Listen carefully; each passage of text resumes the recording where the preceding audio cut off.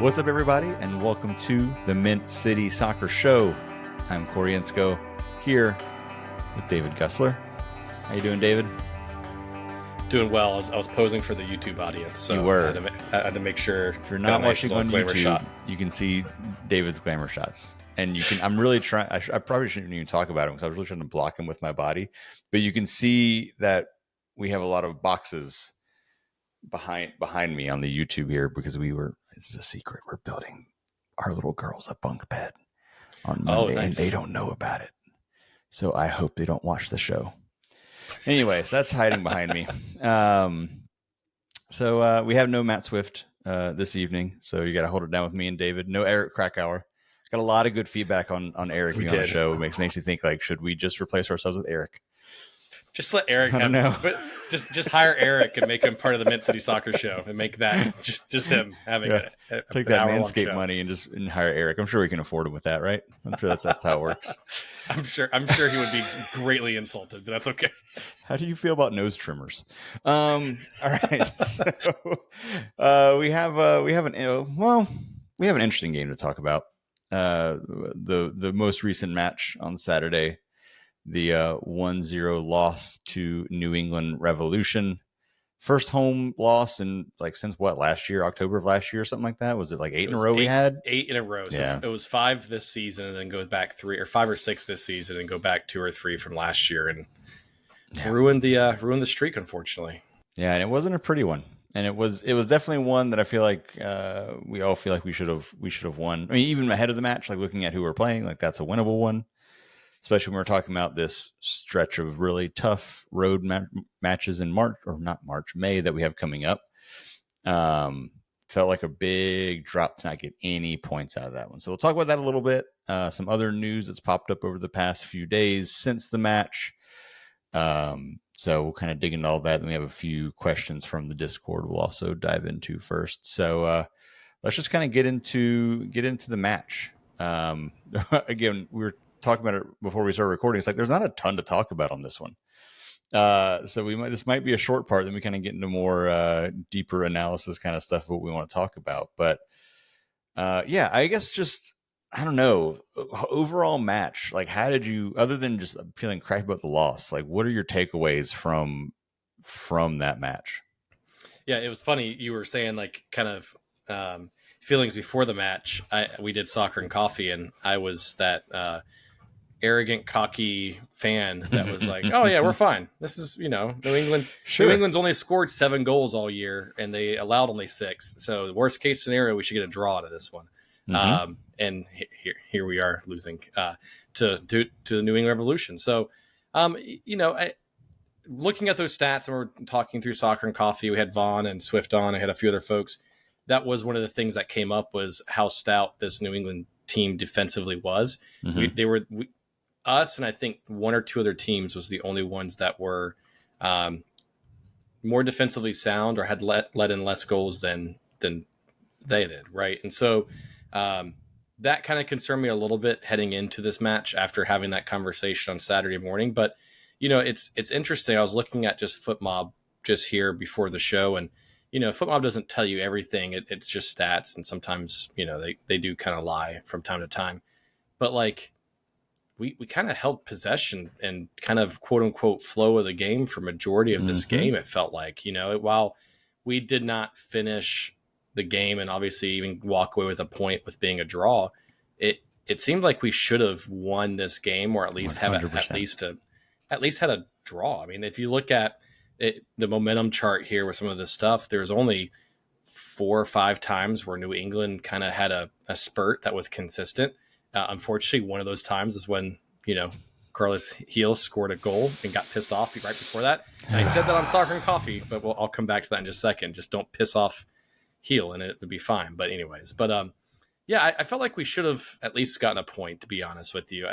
I know there was a lot of chatter around the officiating, which we'll get into a little bit later. I know Dean and a few of the players had some very stirred words from that, but I felt like we should have at least got a point from this. You know what I mean? I thought, and interesting to hear from you because I know you were there, but it felt like, especially in the first half, I felt like Wilfred Zaha had one of his better games with us, with the club. even though he didn't score or get a goal contribution, I felt like in the first half, especially, he just was doing really well. I think it's not. I don't think it's a hot take to say this because I think a lot of people will feel this way, or I hope, at least I hope that they will. I don't think we had a bad match. Yeah. I truly do not. Other than finishing, which obviously is a crucial part of winning a soccer match, but like it's not like there's some matches where it's like we have a result like this, and it's like we played like crap and did not deserve a thing, and that was awful, and we were flat, and like we've had those matches. I mean, look, the first half of Nashville, like there are those kind of matches where it's like this is ugly. I don't know what this team is doing. That to me, this wasn't one of those. The team, especially in the first half, but I think the team for most of the match looked really good. We were creating chances. I mean, we had just looking at the stats. Yeah, they had 18 shots, only a handful on goal. I can't remember what the on goal number was off the top of my head, but like we had 18 shots. Expected goals, if you care about that, we were over 2. I mean, like the chances were there. We looked good in attack. We were making good chances. Like New England didn't have many at all. Their one goal kind of came on, if you let Carlos Hill do what he's going to do, like you're going to have those moments. But like otherwise, it wasn't like New England was playing that much. They weren't playing better than us. We were playing better than they were. We were creating the chances. We were looking strong. Just could not finish. And it wasn't like their goalkeeper was standing on his head either. Like he had a couple nice saves, but it was like we missed the opportunities. So it's hard. Like again, like yeah, we got to finish, but at the same time, like and I was frustrated walking away from that match. I think mostly just because it felt like a winnable match and we needed those points. And I really liked being at the top of the table.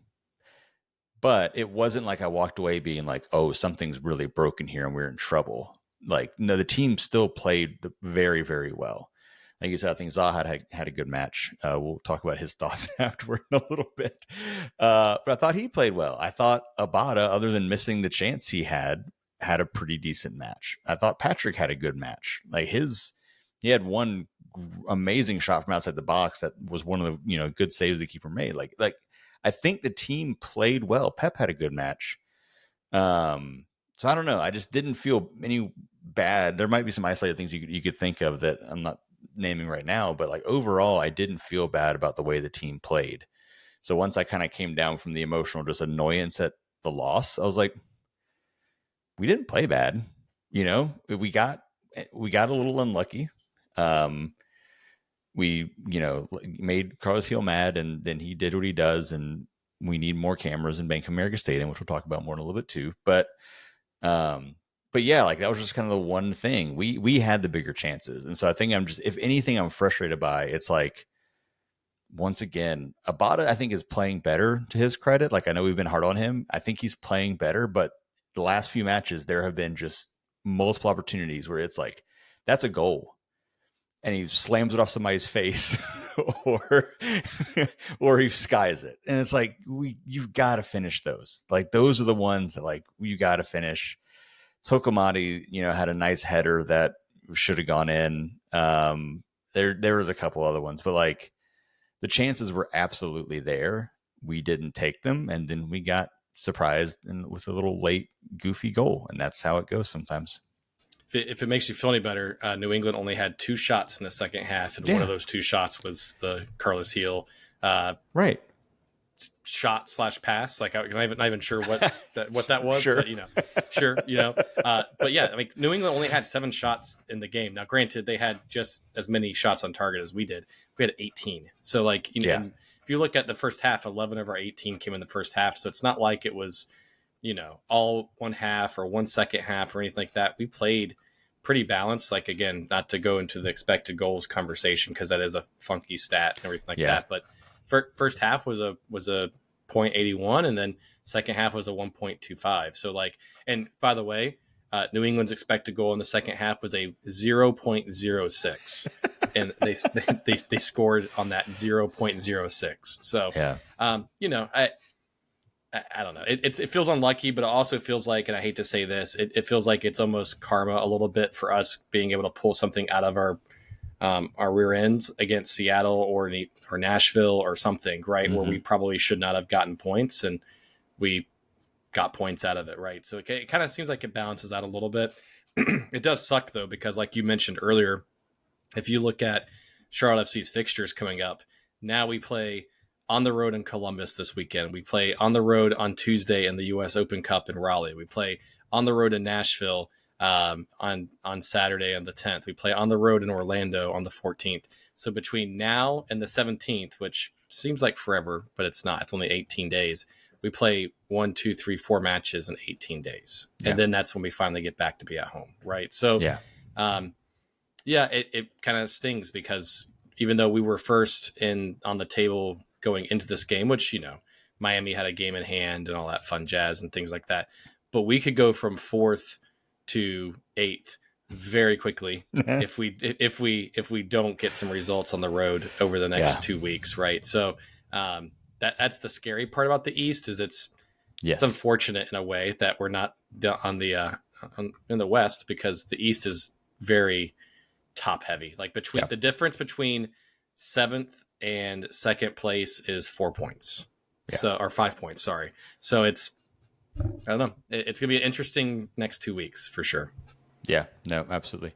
I just need to, when you were looking at the stats, I pulled it up too. I just need to talk about our shot chart. I don't think I've ever looked at the shot chart before, or not very often. All inside the box. Oh gosh, like everything inside the box. Like there is like just this. I'm not going to share it on the screen. But like there's this clump of blue, all inside the box, and we didn't get a single goal out of that match. Like I don't get it.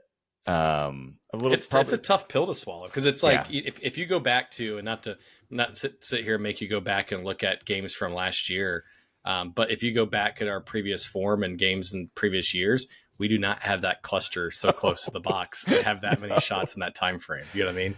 Yeah. So that's why, if I'm trying to spin the positive, the team created the chances. The team played better than New England did. They just didn't take the chances, got a little unlucky, and that's what happens. And there's been plenty of matches where we've played way worse than our opposition and got a little lucky and either stole a draw or stole a win. That's just how it goes sometimes. So again, I could look at this result, and if the team had played a different way, I could be like, ooh, this is very problematic going into a really tough stretch. But honestly, I don't feel too bad about it. It's just more frustrating, and just having those important points lost at this point in the season. It's still early. I mean, looking at standings this early is kind of nutty, especially in the East, because everybody's so close. So I'm not too worried about exactly where we are in the standings. It's just more knowing that when you look back at the schedule toward the end of the season and being like, if we'd have won that was a winnable match, we should have taken some points from Miami. I think it's gonna be another one we look back to and be like, oh, if we're just a few points out of a certain spot or whatever it is. I think this New England match and that Miami match are going to be two where it's like we screwed up there and that we didn't get anything out of those two. Yeah, I agree. Yeah, I know I alluded to it earlier, but I mentioned soccer and coffee, but we just so our head-to-head against New England is we've won 2 games, 0 draws, lost 4 times against them. And it feels like the times that we've lost to New England, it's whenever we pissed off Carlos Heel. So can we please, and I mentioned on Saturday, just please don't piss him off. He's literally their entire offense. He's the one, and I mentioned this in Soccer and Coffee. He's created more shots than their strikers were on that going into this game. He's created more assists than anybody else on the roster at that point. And it's just don't piss him off, because if you piss him off, he's going to be,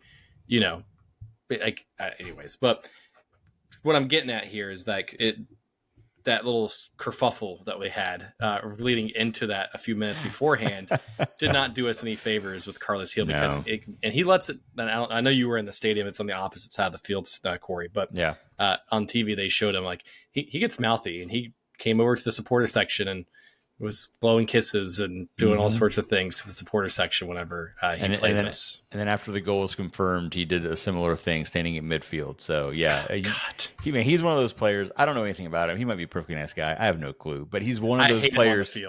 He is one of those players that when I see him on the field, I'm like, that little son of a like he makes me like there's just a few of those players around the league where it's just like I cannot stand playing against them. Yeah, He's absolutely one of those. It's like how probably fans felt about Steve Smith for the Panthers way back in the day. It's like, dude, yeah. you know, like I hated going up against him and everything. Ice You know up, what I mean? son. Like, yeah, correct, right.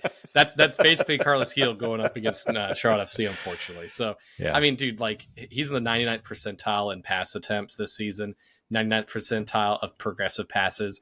He's literally the creation and the engine for that team. Yeah. So if you're any team, and I felt like we actually played him pretty well throughout this game until that kerfuffle happened, and then had some chances there at the second part of the second half. It felt like. Yeah, I was gonna say even before. I think it was before the goal, if my memory serves me. There were a couple of times watching from inside the stadium where I was like, "Stop giving him so much space."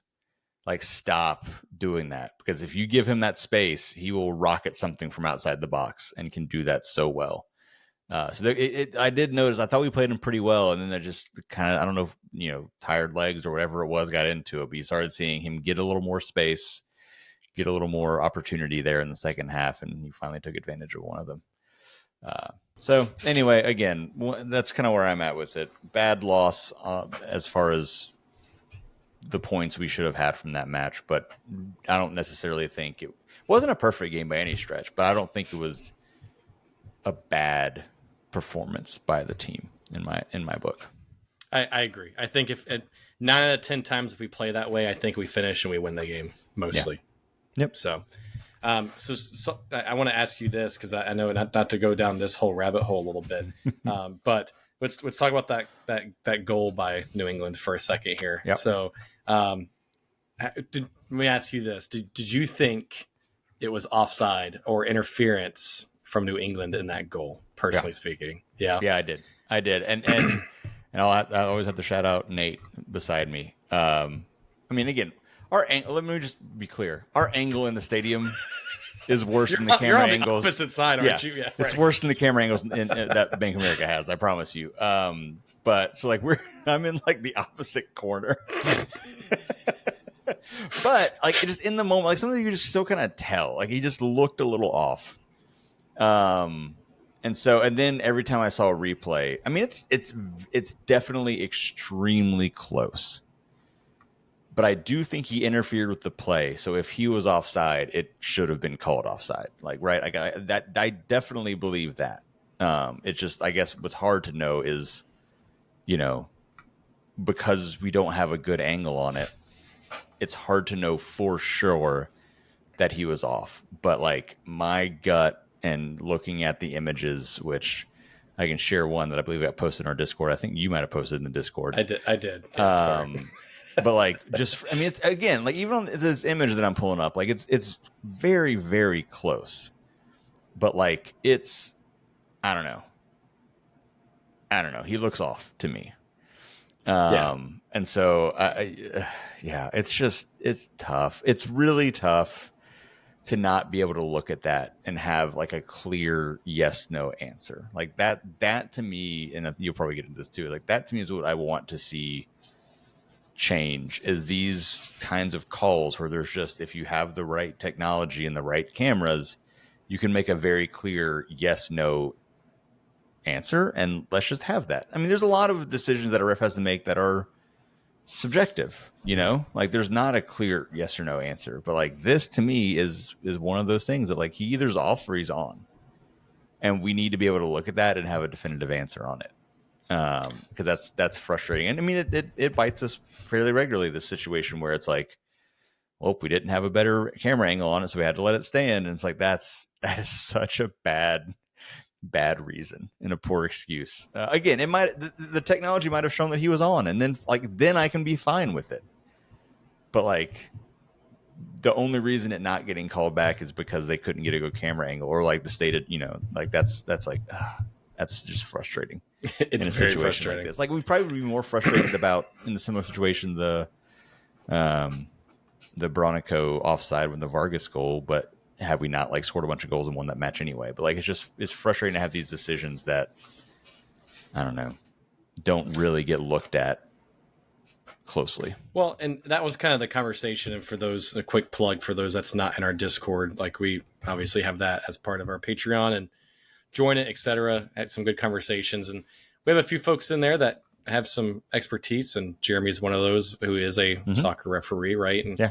gave some good pointers and conversation from that perspective. And and what my opinion is on this, excuse me, sorry, is that like it's not so much. And I get Jeremy's frustration, or not frustration, but perspective in this, because a lot of Jeremy's probably frustrated because people always complain about it. He's not showing his frustration, but yeah, no, but he's being very cool about it. But I'm sure it's annoying as a ref to hear people just like lose it on refs constantly. So I think I think there is a misconception. I'm gonna give Jeremy kudos from this and kind of share this, but there is sometimes a misconception that they don't review these goals. And it's almost like, it's like the NFL when there's a touchdown or something like that. They review it automatically. It's very similar in MLS. If you go back and go on YouTube, I suggest people to follow this. It's a good kind of watch every week. It's the Pro Referee YouTube channel, and they do a recap of VAR situations and discuss calls, if it was the right call, the wrong call. They are transparent. Now they're kind of selective which ones they do from time to time, but they're they do share it.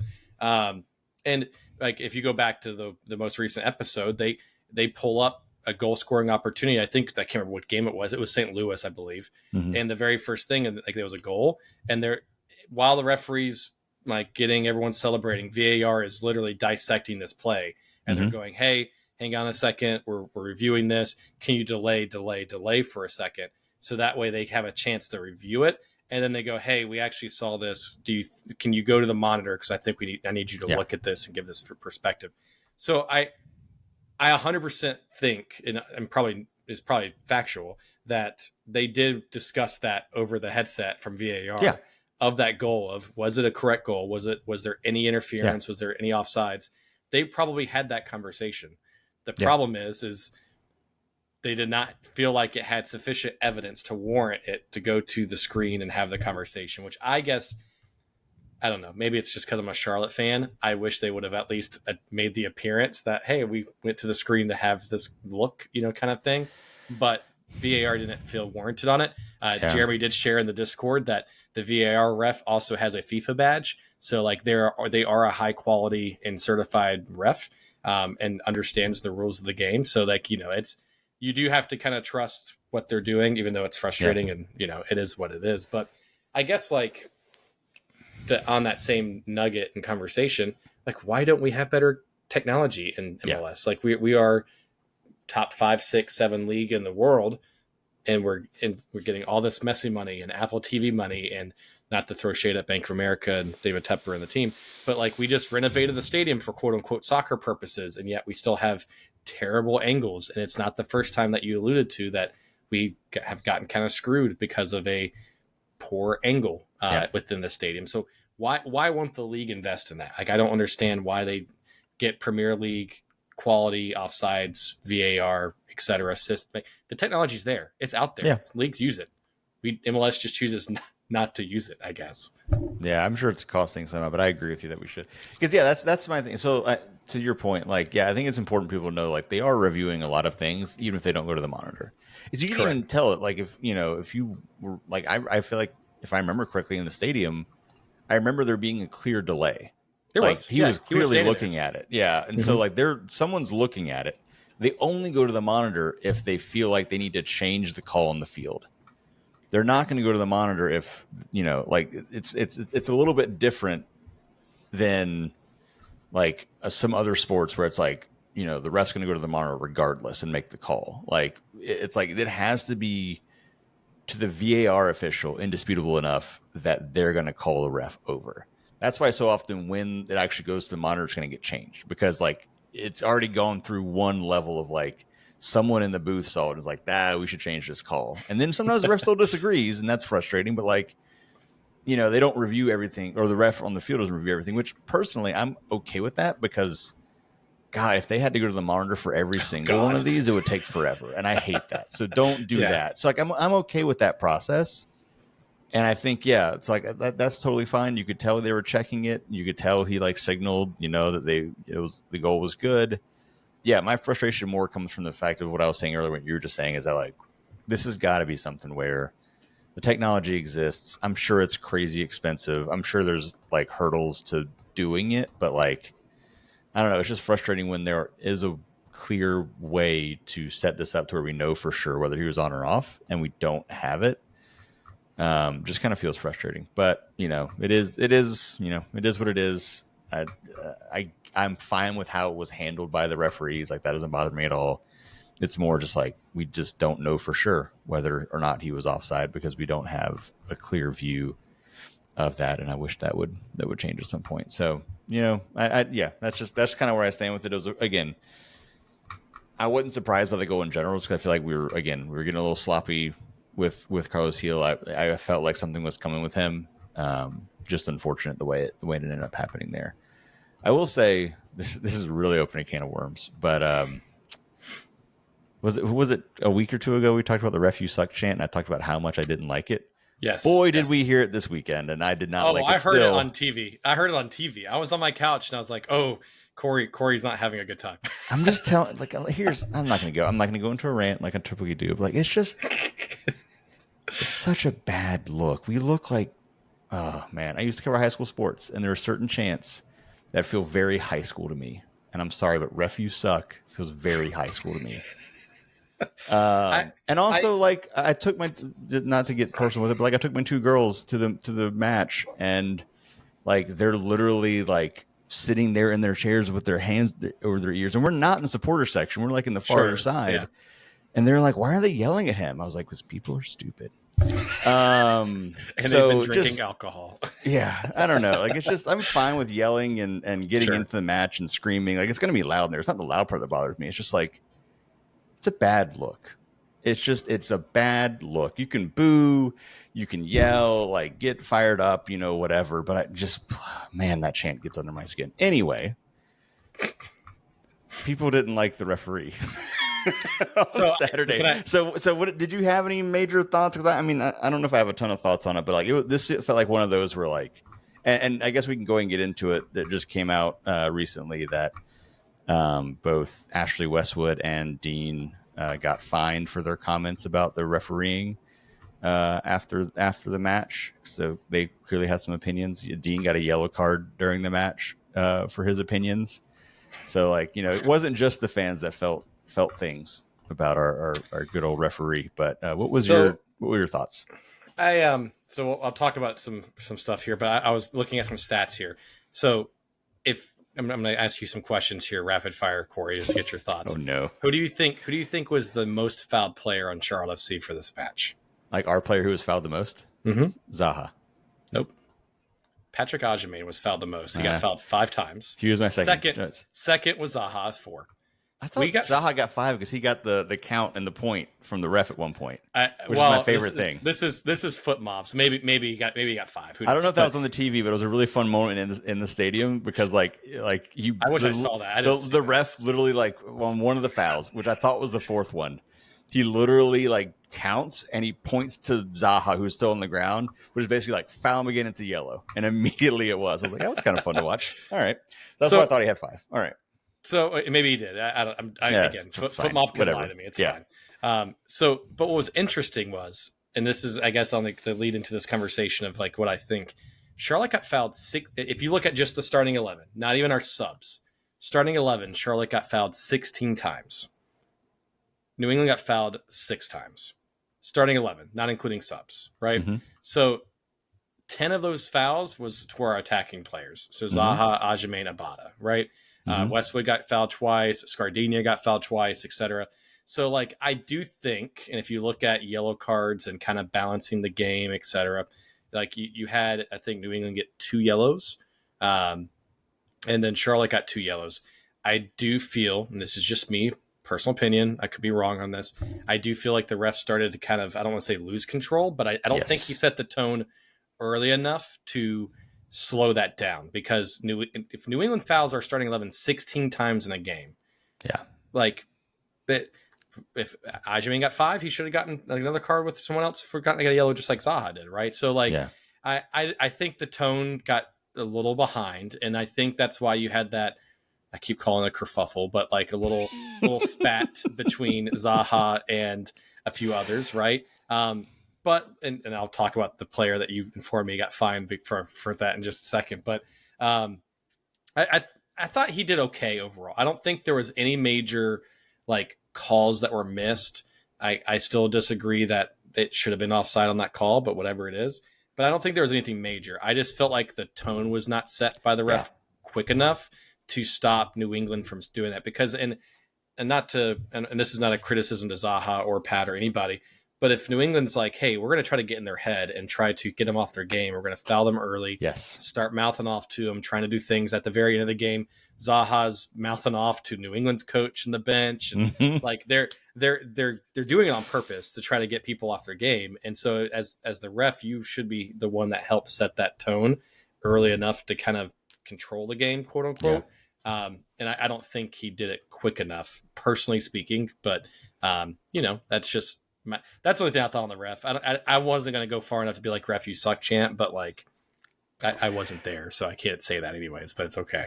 I do want to say, because I remember looking over at the people around me, I think the first ref you suck chant happened like 10 or 15 minutes into the match. It was entirely too early, which probably set the tone for how I felt about people chanting it for the whole 90 minutes, basically. Sure. I got the thumbs up on YouTube. That's nice. But yeah, it happened very quickly. So I'm like, okay, let's come. But I agree with you. That was my takeaway. There were a few calls that weren't great, but like that's every match. Like it's a human element to it. Fine. Like there was one like it was clearly should have been a corner that wasn't. There was like there's some other things too. Like there were missed calls, but there were missed calls in every match. That kind of stuff happens. I think what I remember texting our group chat being like, the ref has totally lost control of this. Yeah. And because I do think you're right. I think New England was coming to play a little rough and get in our guys' heads and kind of have that mentality with them. And, we handled it the way we handled it. But like it escalated to a point where I felt like the ref had no control anymore. And again, I'm not a ref. I've never been a ref. I don't know. Like, because I feel like even Jeremy, we keep using Jeremy because he's in the Discord talking about it. Like, I think he thought that he controlled the match well. So like, I don't know, I'm not an expert in this, but it just felt like from me, the reason at least the fans and some of the players and Dean and everybody were getting so fired up is it felt like everything was out of control. Like it just kept piling on itself and the ref never had a moment to kind of calm things down. So yeah, that was, I'm with you. That was more my issue than any blatant missed calls.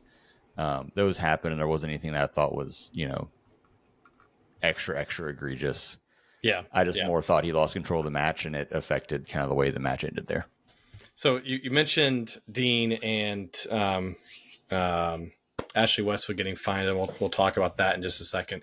But because it's still talking about the game itself, another player got fined that you informed me of was Brant Bronico got fined. Did you ever see what the amount was? Or did they disclose that? Or it was an undisclosed amount. But okay. I have to pull this up again. I'd honestly forgotten this moment happened. And again, I'm on the far other side of the field, so I didn't realize how egregious this flop was. He should have been fined for this. This is bad. I was watching it live on TV, and I'm like, oh, he got hit in the head. I'm like, oh, dude, like, give him a card. And then they showed the replay, which you're going to show here for our YouTube watchers, listeners, whatever you want to do. It was wrestling, like WCW. Kind of bad flopping. Yeah. From my side of the field, I was mad because I thought he got like hammered. But no, look at this guy. Look at him. Just flings himself to the ground. Does a roll. I mean, that was extra bad.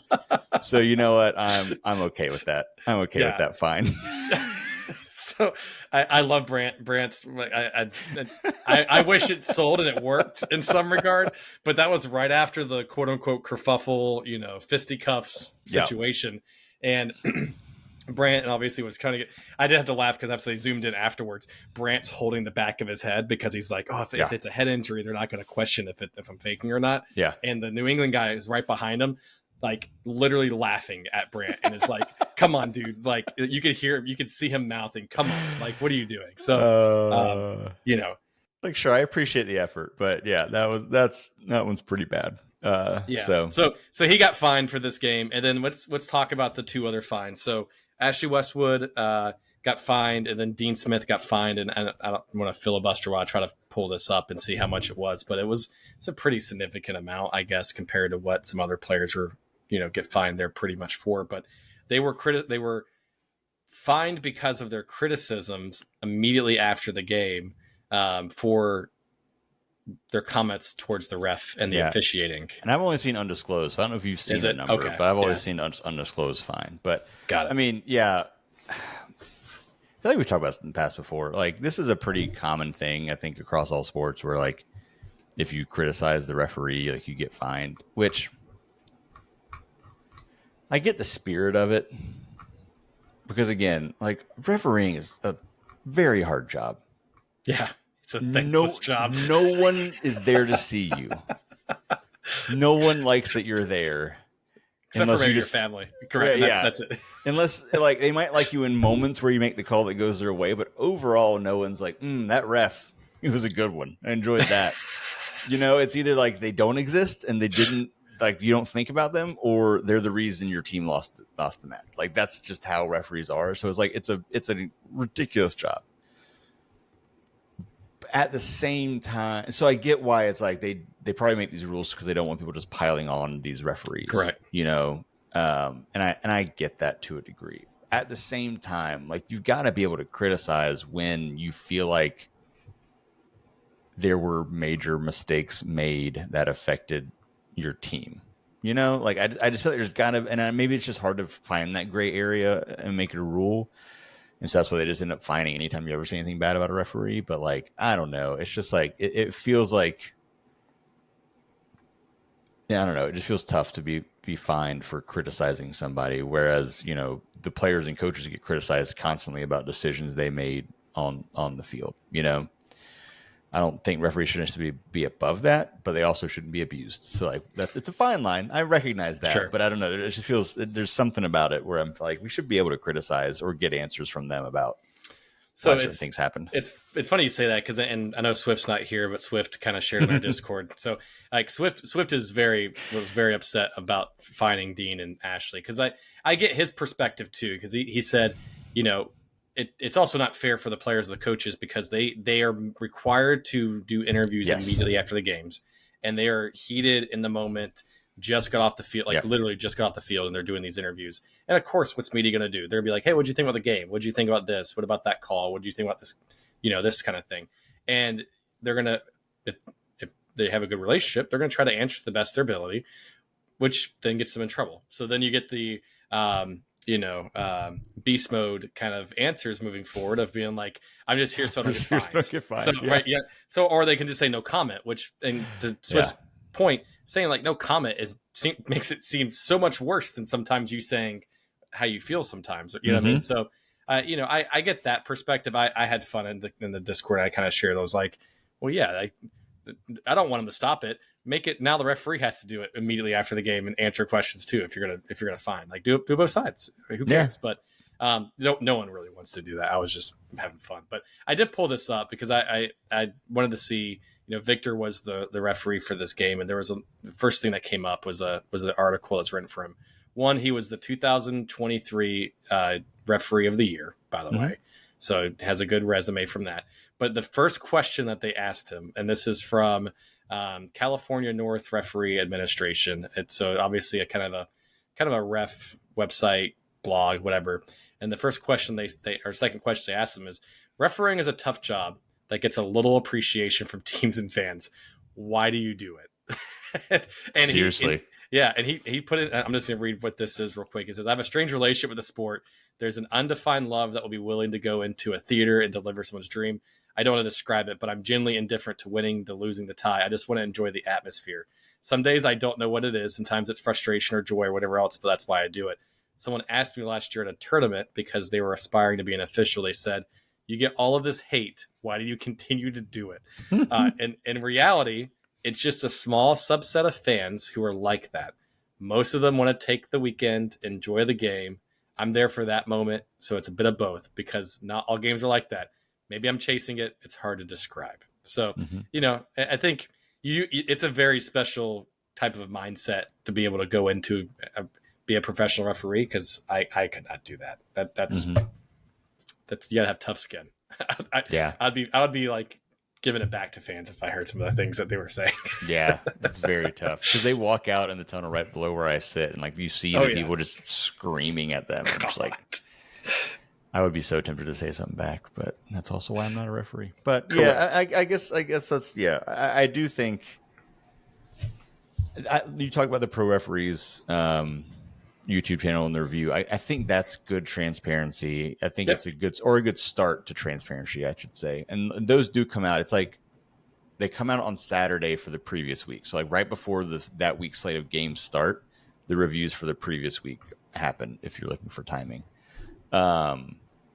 It's a good start, but I do think, when there's controversial calls made in the game, like a referee, I would like for them to also have to go in front of media and have to answer like what they saw and why they made a decision. Because again, I always feel like sometimes it'll help their case. Like let Yeah. them explain what happened. Because so many times like fans are pissed because even if they're rightfully pissed, they just don't know why something wasn't reviewed or why it was called this way or what. They don't know. So it's like the lack of knowledge is the frustration. It's like, well, why didn't you look at it again?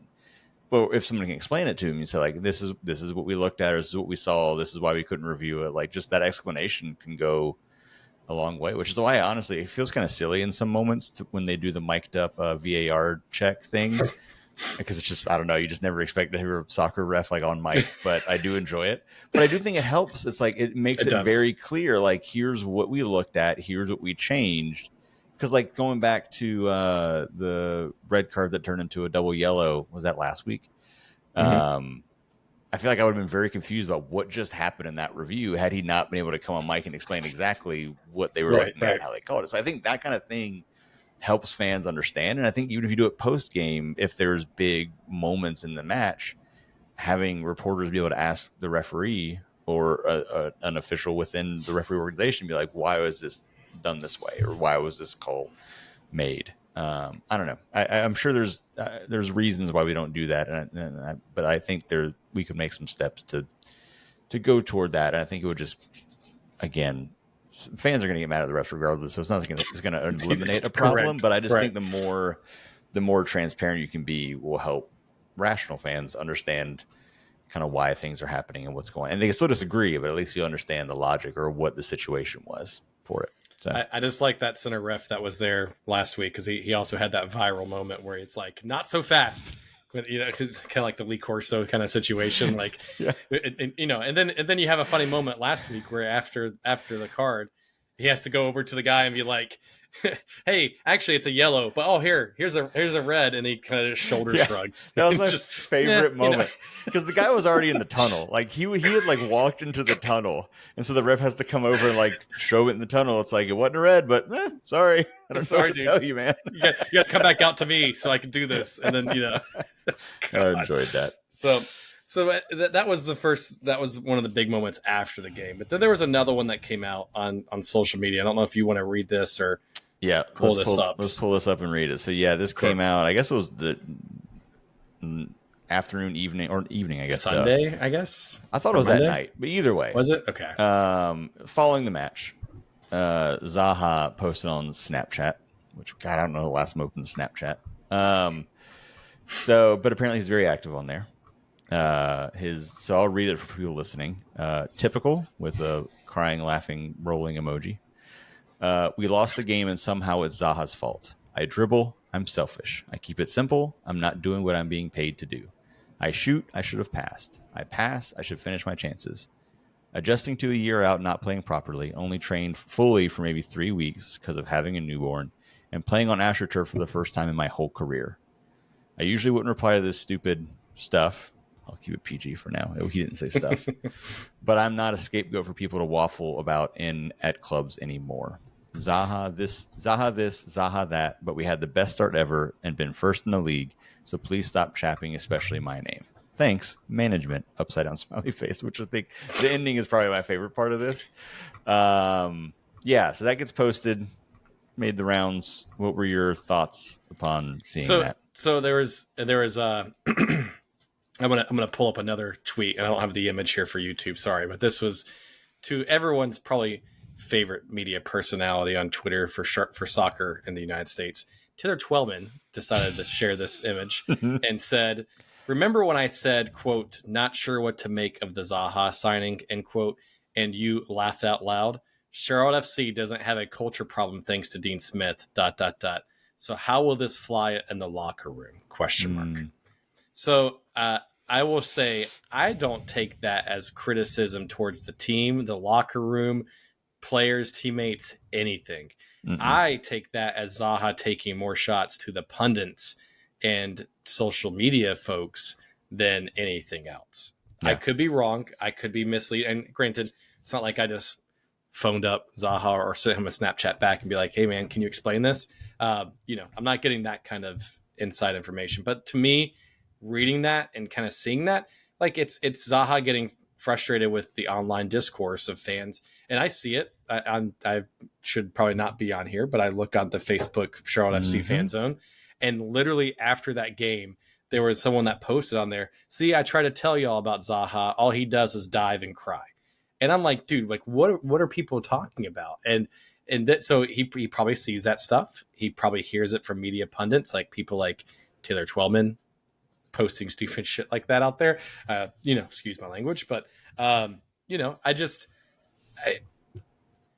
I get where he's coming from. If it was me personally, would I have posted that online? Probably not, because it doesn't do, to me, it doesn't do anything beneficial from that perspective. But also, I can't speak for him. He gets to do what he wants. He's a grown adult. I support whatever he wants to do, and he felt like he needs to defend himself, which it sounds like he's probably heard this for quite a while. But everything he said is correct. He did not play consistent soccer for almost 2 years. Yeah. It's his first year playing on turf. It's having a newborn. He was sick. We talked about that with Zoran not long ago.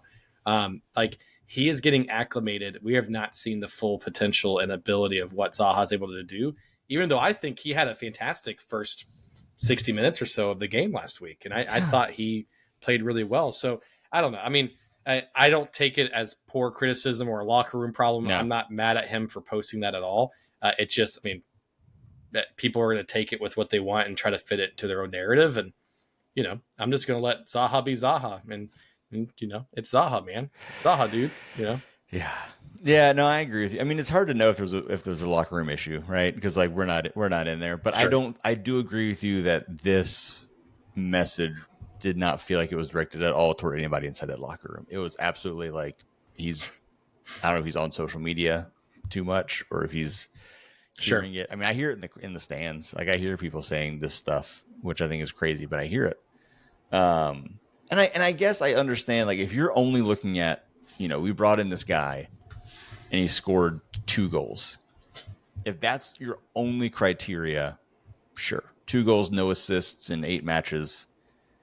Yeah, that's like, what do we pay this guy for? I thought he was going to come here and score a bunch of goals. Fine. I can see that, whatever. But yeah, it's not like, I still think he's played well. Has he become the goal scorer that we think he can be or that we hoped he would be? He's not there yet. No, I think he can still very much get there. But no, he's not. He's scored 2 goals so far. One of them was a PK, if I remember correctly.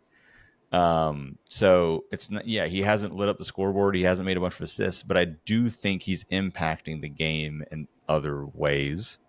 And I think the goal scoring will come. I think we're better when he's on the field.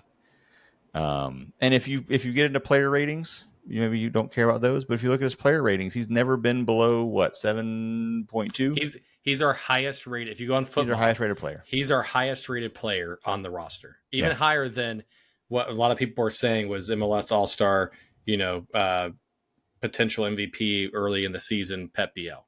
Higher rated than Pep Biel. Now, granted, it's because of goals and different ratings, and it's also FootMob ratings, so who cares? Yeah, I mean, it is what it is. Yeah. But like, it just, I really think you've got to look at more than just goals and assists. Goals and assists are important, obviously. Again, like we talked about in this match, we played really well. We didn't score any, so like, what does it matter if we played well?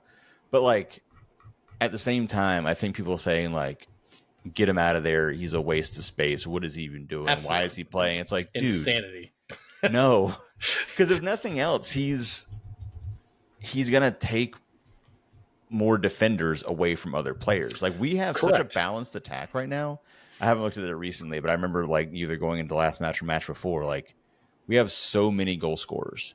Like no one has a ton of goals on the team, even though we scored a bunch of goals this season. We are very well balanced, and I think it's because the field. Well, one, I think it's because Pep Biel. Period. Two, I think it's because the attack is so balanced, and I think defenses are really having to account for Zaha being out there, which is freeing up space for other players. Well, and so yeah, I just think all this about, you know, again, like I'm not against criticizing him, you know, just because he is who he is, like doesn't mean we can't criticize him, but I think it's all premature, and I can absolutely understand his frustration. I mean, would I have posted that? Maybe not. Would I stop looking at social media? Probably. But I get his frustration, and I do get frustrated with people who are trying to scapegoat him. And again, like, what are we so mad about right now? Like, the team is playing very well. It's our best start ever in franchise history. Yeah, again, I'm not saying you can't criticize. You can criticize. You can say things were bad in a match and we didn't play as well. We've done it here. Like, that's fine. I know we trend more optimistic maybe than a lot of fans, but like we will still criticize when things don't go well. But like, we've got a good team that's playing well, and it's not even reached its potential yet because we haven't seen what we think could be the best of someone like Zaha or Patrick or Abada. I mean, like literally the three of them have not been at all what we thought they could be this season. And coming into this match, we were first in the East. Right now we're fourth. Like, I don't understand where this comes from, but I get his frustration. If he's hearing, wherever he's hearing it, wherever he's seeing it, I get that frustration. So as long as it's, again, I always worry about locker room stuff too, but I don't necessarily think this points to a locker room issue. And I just hope there isn't one happening. So just a couple of quick Zaha stats to make you feel better too. He has yet to have a rating below 7.2 so far this season. Again, highest rated foot mob rated player that we have. He's also been fouled 28 times in 8 matches. 28 times. So like, think about that. So, and going back to your point, 4 a match. That's amazing. Like, yeah, per 90 minutes, he's just under 4 right now. But and that's because like it's, you know, 10 games a season, et cetera, like that kind of stuff. But yeah, like his expected goals is nearly 3.6. So, you know, even though he's only got 2 goals, it should be closer to 3, almost 4, depending on rule of averages, et cetera, from that perspective as well. But he's won 64 duels. Like going back to your point, we have a very balanced attack right now. We've scored the most goals that we've ever started with in a season. We've had the best start in our franchise history. And while he may not have the quote unquote like 10 goals in 10 games kind of moment, he's pulling attention to free up the middle, which is helping players like Pep Biel create more. Like every time Zaha touches the ball, it's like 2 or 3 guys close in on him. I always think of that Miami game where we were trying to funnel everything through Zaha because we needed something desperately. And there was like 3 Miami defenders that like collapsed on him while playing a man down still. And because they were trying to make sure Zaha didn't create anything. So I don't know. Zaha, you keep doing you, man. Like don't listen to the critics. And I know you listen to the show. No, I'm just joking. I know it. Yeah. So you keep doing you, man. We'll be your positive force in the media landscape. How about that? There you go. We should try to get Zaha on with Zoran. That'll be a great interview. Oh yeah, that'd be fun. That won't happen. I would love that. All right. Well, let's. You got anything else before we take a break and then go to listen to listener questions? Let's do it. Let's do a break. That sounds good. All right.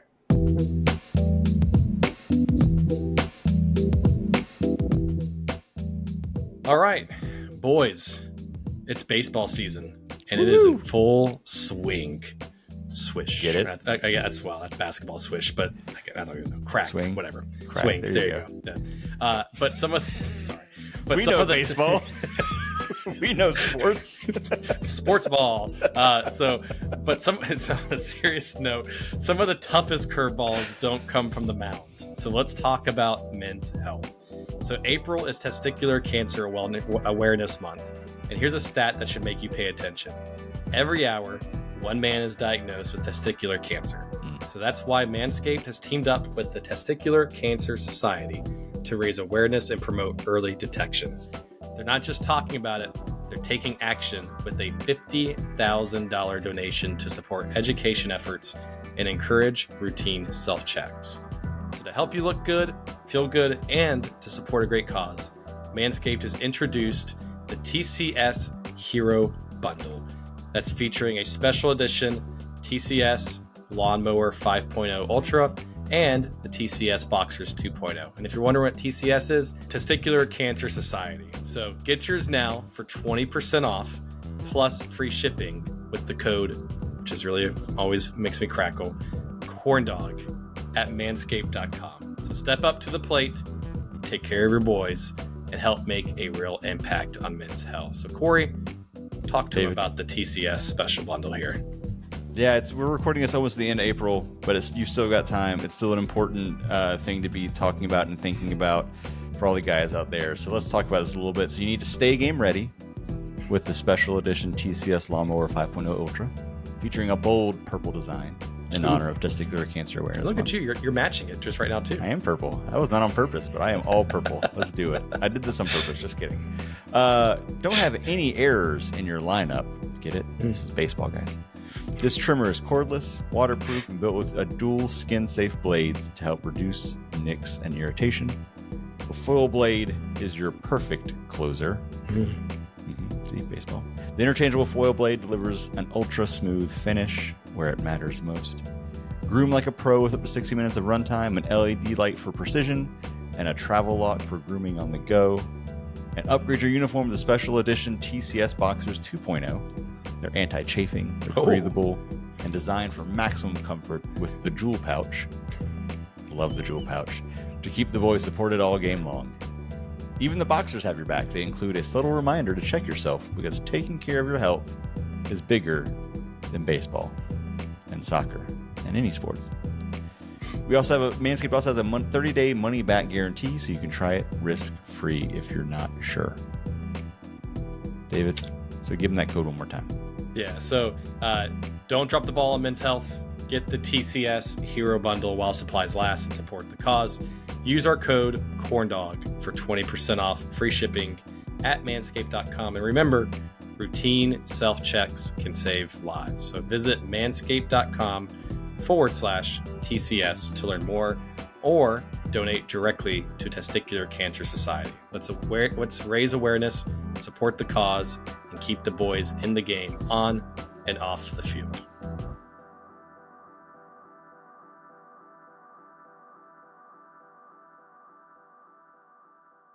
All right, we are back. Got a handful, not a ton of listener questions this week. We need to get y'all in there to ask some more questions next week. But we got a few of these we'll jump into before we head out for the rest of the week. So from Nietzsche, she sent in a handful. So we're just gonna run through these because they're good. Our first one: are we ever going to be a full game team? I feel like we can't be consistent through an entire match. It's an interesting question. Is that too much to ask? I mean, it is too much to ask. No, I'm just joking. I hope we can be. I think I know people have asked the question over the past few weeks. I think it even came up during soccer and coffee a few times too. It's like, are we known as a second half team? I think Matt asked that question to Eric last week, and I think right now you are seeing that with our finishing a little bit.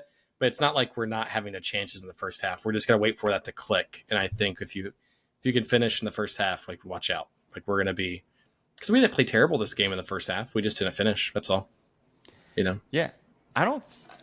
I think there are definitely moments where we've had terrible half and a good half. Like that is absolutely part of our identity. We've talked about it a lot, but I would say, I feel like there's a handful. I'm trying to go back and look at like games because I have the worst memory of all time. So I'm just like scrolling through things. But I feel like there were a handful where we did play well, both. I mean, I think one that jumps out to me initially is San Jose, 4-1 win there. And then the other one I was thinking of was was it just last week? Was it when we played San Diego? Yeah. So yeah, I mean, there's probably things I'm forgetting. I'm sure there are things I'm forgetting, like where we played better one of those halves than the other one. But like those two felt like pretty complete games. And I don't think that this match we were decidedly better in the first half than the second half. I think we were better, but it wasn't like a huge gulf. Like I think about matches like the Nashville match, and there's been some other ones where it's like absolute trash garbage team one half, and then like world beaters the next half. Correct. So yeah, that those are frustrating, and I would like to see us be a little more consistent throughout a match. But I am on. We've talked about this before. I'm not opposed to us being a second half team because that means we're good at making adjustments, and I think that's a huge coaching thing. Is that you have I think Dean's very good at this. Like he'll look at a half of soccer and say, well, that wasn't working. Correct. Yeah. And so let's make some changes. And you see the difference on the field. And so like I'm also okay with that being part of our identity is that we adjust well when we don't have a good match. So yeah, I mean, I would love to answer the question. I hope we'll be a full game team consistently because that again, that when we're talking about how good this team has been performing, where we are in the standings, and we've got things that we can complain about. Like I feel like it's a pretty good place to be. Like we've still got we're not at our ceiling. Correct. So yeah. we can get there. Number 2, this isn't really a question. Well, I guess it is. Why Gianni? I guess is the question. I know some people love him, but I am not a fan at all. So I think this is in reference to the subs that Dean made towards the back half of the game, right? And so I know because I even brought it up in the Discord that evening because I was kind of wondering like why wouldn't we put Petrovic in to kind of help in that space, and maybe he had a knock, maybe he's not in game form or game shape yet, etc. From that, I think you saw Diani come in because they forced Ashley to go more into the 8 and push up more, and they trust Diani to be more of a defensively sound at the 6, and maybe they viewed and they liked having Ashley on the field more so in that situation for his leadership and vision than putting a Petrovic on in that part. Because if you remember correctly, we had already taken, I think, Brandt out. We've already taken Pep Biel out at that point as well, too. So it's kind of, and we also had Williamson come onto the field at that same time, too. So, it's something different. I don't mind Diani in the right situation. I think he should come in for more defensive situations versus, hey, we're down a goal, let's try to create something. Because if you looked at that last few chances we had in that game, and Diani's like the guy that's leading the charge there for a little bit and is like just constantly turning and trying to figure out where to go with the ball. It was a little rough to watch. Are you talking about when he glitched at the top of the 18? Yes. Because I swear that's what happened. I swear I was watching a video game glitching, like an AI where he just kept dribbling it back and forth and turning around. Well, and he wouldn't pass it to anybody, but he also wouldn't make any kind of forward positive movement. He was just like, doop, nope, this way, nope, doop, this way, nope. And he's like, it felt like it went on for 5 minutes. Yeah. Which I think if you had a like Petrovic up in that spot at that time, I think he would have at least pulled the trigger and tried to take a shot or done something. But I mean, again, I'm not Dean. I don't know what the practice fitness levels are like, but that's what I would have done differently. But I think he's okay in the right situation. It just depends on what we're doing. I'm not anti Gianni, and I think he's definitely got his place. But I do think it is when you need somebody who can come in and kind of slow down and control the match. Sure. Like in that midfield. He's like our Derek Jones. Yes, he reminds me a lot of him in the way he's like very calm and confident on the ball. He brings something to it, but I think when I see the frustration is, when we're down late and we're pushing for a goal, and I know we need to get fresh legs on, but there's just something about when I look at the field and I'm like, oh, what? All the attacking talent is gone. And I'm not even fine. Like the next question about Tokomati, so we'll talk about him in a minute. But like, I'm fine with him coming on because he brings a spark. Sure. I'm even fine with Vargas and people on the wings coming on, like because you get those fresh legs, they can provide a spark. Maybe they're not as talented as the person who's starting, but like it makes sense at a certain point to bring them in. Totally fine with that. But when you look in the midfield and you go from Biel, Bronico, and then you've got Williamson, Gianni, and I'm just like, we lost some of that like playmaking in the midfield that we had before. So I think that's more my bring him in when we're up a goal or two and need to just slow down and shut down the game. Great, I'm cool, but it is hard when it's that situation. All right. Oh, the Gianni thing too. When he was glitching on the top of the box, someone behind us was yelling, "Shoot!" and we were like, "No!" Please don't do that. Do something, but don't do that. Anyway, sorry. That's what I love about that. That's the fun thing about sports and being fans in a stadium, because you do get to hear things like that. You're just like please don't. Please People are don't. like, please do, but don't. I mean, do something, but don't shoot from there. There's no prayer that do was something, go but not that. Oh man. All right. Next one from Nietzsche. I don't agree with people hating on Tokomati. Yes, he should be able to finish some of those, but he was there and at least being competitive, and at least being competitive. I think if we gave him more playing time, he would outshine others. Do you think if he got more playing time, the chemistry would be there? Yes and no. I mean, it's kind of the chicken or the egg came first situation, because like we saw Pat come in last year and years past to be that spark off the bench. Yeah. And sometimes players just, I think Vaughn kind of shared it earlier with us too. It's just it's a different mindset coming in and playing more minutes. Like if you come in with 20 minutes left in the game, you're like, hey, you got 20 minutes to make an impact. I need you to do something. Go all out for those 20 minutes. So your fitness level and your mindset's different than saying, I need you to come in for a whole half, or I need you to come in and start the game and play 70 minutes, and then versus coming in and playing for 20, right? So I think right now, like, don't mess with what works to a certain degree. Could he get more, I guess, chemistry? Sure, but that's what practice is for. They're there every week playing with each other and practicing and that kind of stuff. But he's a younger guy. I don't want to set the expectation of bar too high for him yet, but he is making an impact every time he plays. He's getting chances. He's getting opportunities. So, I mean, I like to see him play more. Why stun his growth? Yeah, I need to talk to people who are hating on Tokomati, because I think he's. I like the role he plays, and he also, let's be fair, like he played well as a starter when Pat was out with the national team. So he's shown he can play as a starter, but I do really like with the way we're situated right now. He is amazing.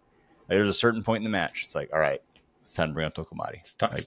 We need that little it's taco time. We need that little spark. So I like his level of playing time, and I think it's nice to have him that if we need him to start, I don't feel awful about it. Yep. I feel pretty good about it, and the chemistry will come. But I really think, like, he should be able to finish some of those, but it wasn't like they were absolute. I mean, the header should have gone in. It's not the first one. He had goal from last week. Yeah, he had one saved, but I believe it was the first one he got his head on. I mean, it just should have gone in. But I mean, you can be tough on that. But I think, like, whenever he comes on, he plays very aggressively. He's very fast. He is chasing down balls and he is going for it. And it's because you're probably telling him, like, you got 20 minutes, man. Give me all you got. And he is doing it. And that's awesome. Yeah. And so, like, I like his role. I really like him as a player. I'd love to see how he develops. But right now, I don't necessarily want to start him unless we have reasons because of international duty or injuries or whatever that we need to. Right now, I like him being that spark off the bench. I think it's a good place for him. Agreed. All right. Next one from Nietzsche. I guess I understand because Bell needs to come out, but for the love of soccer, can we stop subbing in Williamson? Okay, we should have read that right after the Gianni one, because I think we already answered this a little bit. She's like, he's not worth the hype. We didn't talk about Williamson as much specifically. I only mentioned it when I was saying that it's hard to watch us take out Bronico and VL and put in Williamson and I don't Gianni. know. I feel like, I don't know. Maybe Eric is getting, the pain of maybe some preseason hype for some folks, everything like that, and the expectation was there a little bit. But, like, I don't think he's played poorly, like, except for that Seattle game was a little rough that he started in. But that was bad. Ever since then, like, he's come in and he's created some chances here and there. I think he's getting acclimated playing here, new system, new team. There's worse subs out there, and I'm not opposed to him, but I don't know. I'm not gonna hate on the guy, but I understand the fans probably. Like Dean even mentioned, he's like, we probably should have started Bronico earlier in the season. So like, it is what it is, So but I'm sure Philip's listening from our Discord is like, that kind of thing. So, but it's okay. We'll hear about it. Yeah. Yeah. All right, we'll keep going through these because I mostly agree with what you're saying. I don't have anything really to add, so we'll just keep moving through.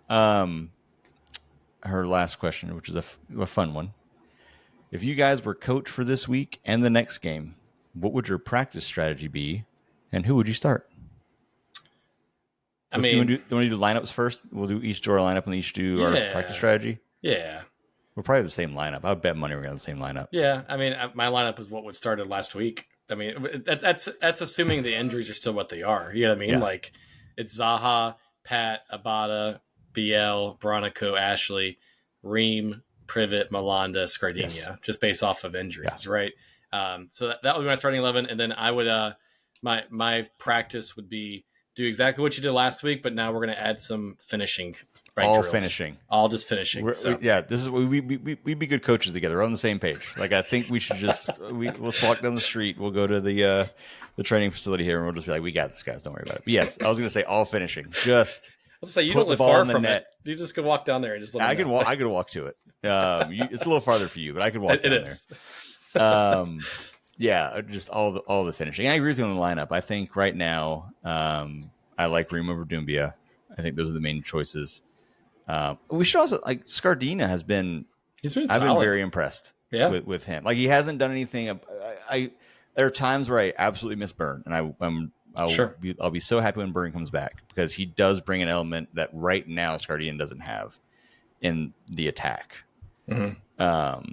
But I've been happy with the way he's come in and played and been just solid. It's just I think what we lose a little bit is he's not as aggressive in getting the ball forward, and Burn is great at that. Like when we were able to send Burn and then move over into a back three with Reem out there, like that's fun to watch when he's on the field, and like you see Scardina like start to do it, and then he'll like pull back and make a sideways or backward pass, and it kind of slows down the attack. Again, it's not like a deal breaker, but I think it's also just probably confidence and vision in the game. Yeah, you know what I mean. So I think Burns played professionally for like 12, 13 plus years, so it's easily. And Scardini is just starting his MLS career. So these draft picks, man, just draft picks are wild. We were talking about that unreal before the show, but yeah. I mean, unreal.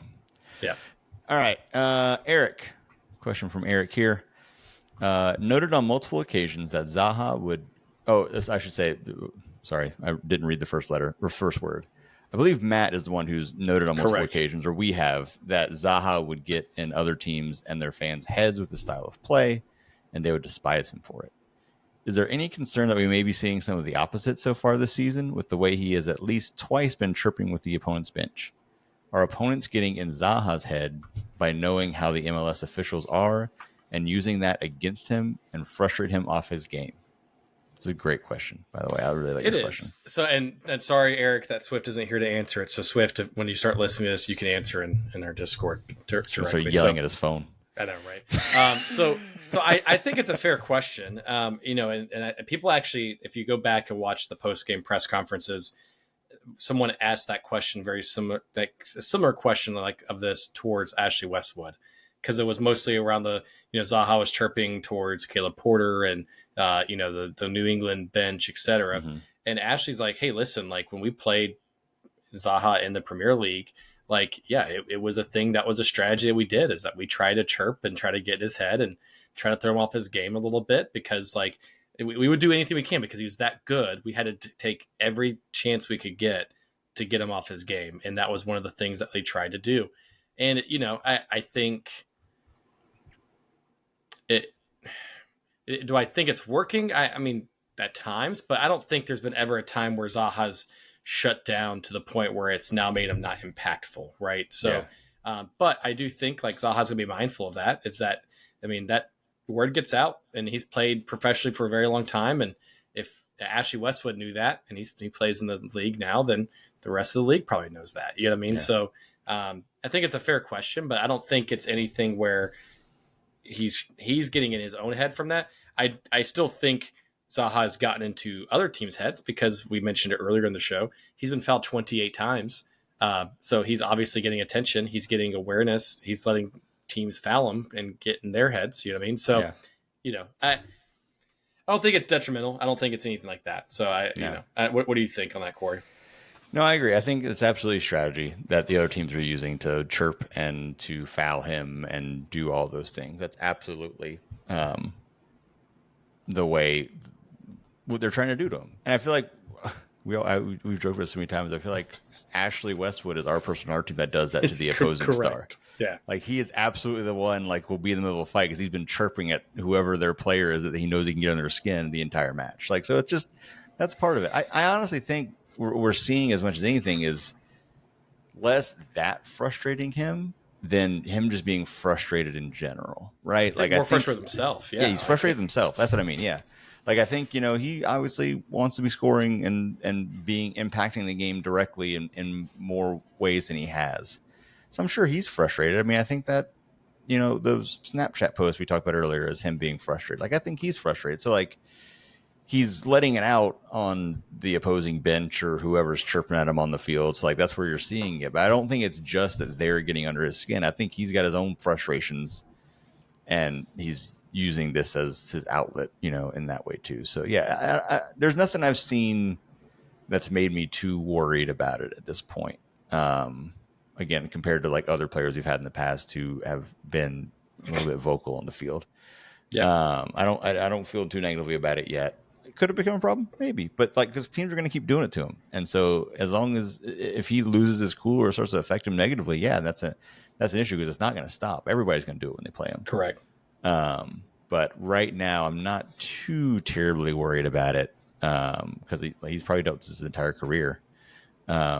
He's used to it and he'll handle it well. I think the frustration again is him being frustrated himself for not kind of being where he would like to be with his play, which I think is part of what kind of came out in that post he put up. Agreed. All right.